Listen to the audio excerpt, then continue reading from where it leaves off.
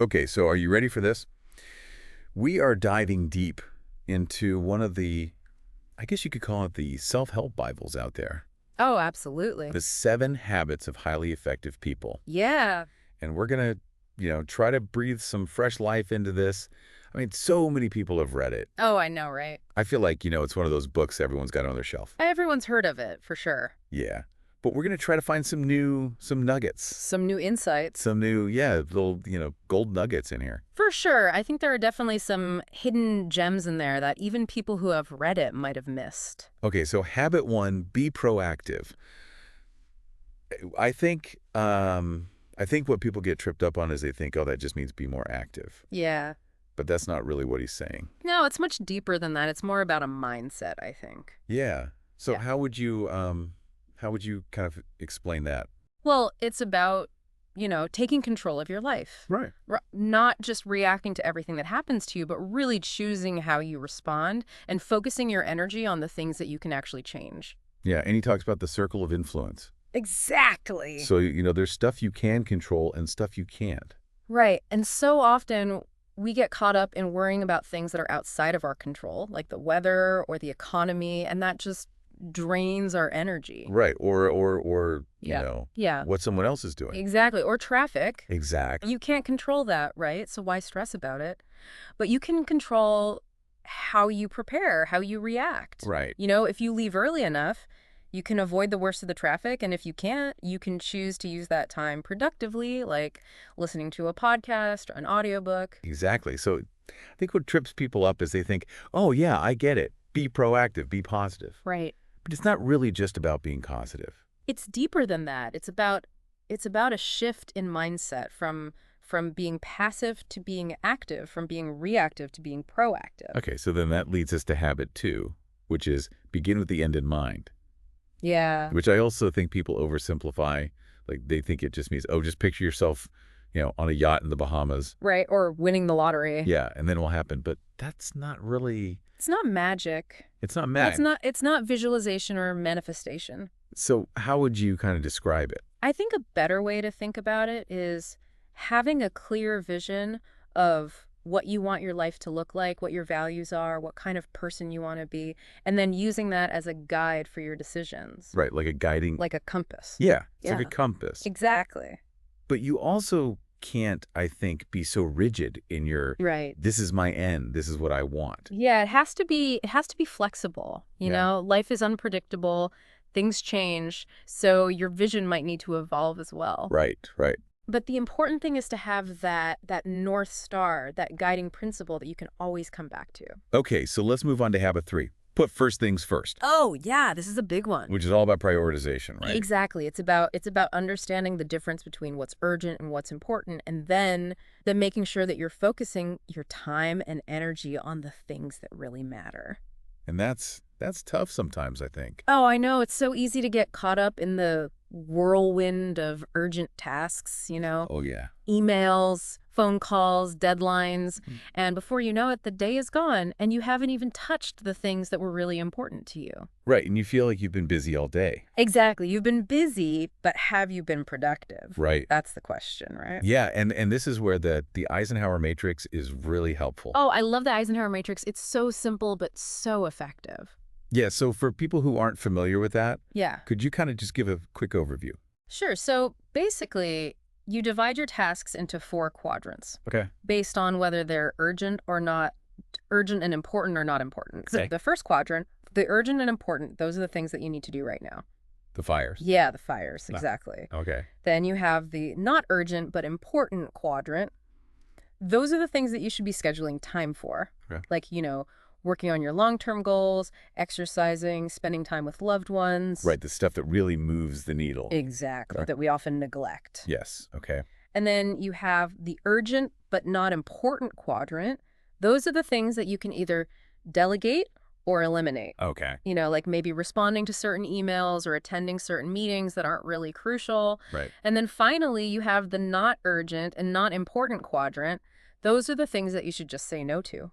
Okay. Like, scrolling through social media or watching TV for hours. Right, the time wasters. Yeah, exactly. So by using this matrix, you can really start to prioritize your time and make sure that you're focusing on the things that are actually going to move you closer to your goals. Okay, so let's move on to habit 4. Think win-win, Oh, this is one of my favorites. which is, I think, a really powerful concept, especially in today's world. I agree. I think it's more relevant now than ever. Yeah, because I think, there's so much competition out there. Oh, absolutely. It's like everyone's trying to get ahead, Okay. and they often do that at the expense of others. Right, it's like a scarcity mentality. Exactly. Like there's only so much pie to go around, and if I get a bigger slice, that means you get a smaller slice. Right, But Covey's saying, no, that's not the way to think about it. right. We need to shift to an abundance mentality, believing that there are enough resources and opportunities for everyone to succeed. Right. And that's what Think Win-Win is all about. It's about finding solutions where everyone benefits. Right. It's about collaboration, Yeah. not competition. Right. So it's not about, one person winning and one person losing. Exactly. It's about finding that sweet spot where everyone feels like they've gained something. Right. And I think that that's really important in relationships. Oh, absolutely. Whether it's personal relationships or professional relationships. Right. When you approach interactions with a think win-win mindset, you build trust, you strengthen the relationship, and you create a more positive and productive environment for everyone. Right. So it's really a win-win for everyone involved. Exactly. Okay. So let's move on to habit 5. Seek first to understand, then to be understood. Oh, yes. This is a crucial one for communication. Yeah. And I think it's probably the one that I struggle with the most. I think we all do, to be honest. It's so easy to get caught up in our own thoughts and our own agendas that we forget to really listen to the other person. Right. We're just waiting for our turn to speak. Exactly. And we're not really hearing what they're saying. Right. And I think that's where a lot of misunderstandings come from. Absolutely. It's like we're talking past each other instead of to each other. Right. So Covey is saying that we need to flip that script. We need to seek first to understand, Oh, yeah. to really put ourselves in the other person's shoes, to try to see the world from their perspective. And that requires empathy. Exactly. It requires empathy. It requires active listening. It requires asking clarifying questions. And it requires reflecting back what we've heard to make sure that we're on the same page. Right. And it's not always easy. No, it's not, especially when you disagree with the other person. Right. But I think it's so important. It's crucial because Yeah. when you feel heard and understood, you're much more likely to be open to hearing the other person's perspective as well. Right. And that's how you build bridges Exactly. instead of walls. Yeah. Okay. So let's move on to habit 6, synergize, Ooh, this is where the magic happens. which is all about, teamwork, collaboration, creativity. Exactly. It's about recognizing that the whole is greater than the sum of its parts. That when we bring together diverse perspectives and work together effectively, we can achieve extraordinary results. Right. It's like the Avengers, right? Exactly. Each superhero has their own unique strengths and weaknesses, but when they come together as a team, Right. they're unstoppable. They're unstoppable. Right. Right. And that's what synergy is all about. It's about valuing each individual's contribution. It's about creating an environment where everyone feels safe to share their ideas. And it's about being open to new and innovative solutions that you might not have come up with on your own. Right. So it's not just about, everyone agreeing with each other. No, it's about embracing the differences Right. and using those differences to create something even better. Right. Right. Okay. So finally, we arrive at habit 7, sharpen the saw, Yes, the habit of renewal. which is all about self-care, right? Exactly. It's about taking care of your physical, mental, emotional, and spiritual well-being. Okay. Because you can't be truly effective if you're running on empty. Right. It's like trying to cut down a tree with a dull saw. Exactly. You'll just exhaust yourself and make very little progress. Right. So Covey is saying that we need to take the time to sharpen our saws, to invest in ourselves, Okay. so that we can be our best selves in all areas of our lives. And that looks different for everyone, right?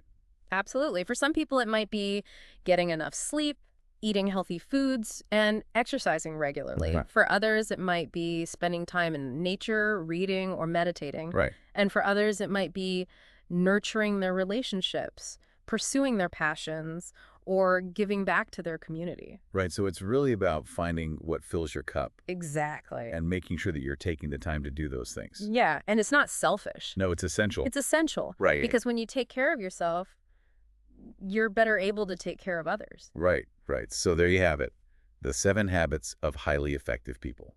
A blueprint for living a more fulfilling and meaningful life. And I think what's so powerful about these habits is that they're not just about achieving success, they're about becoming a better person.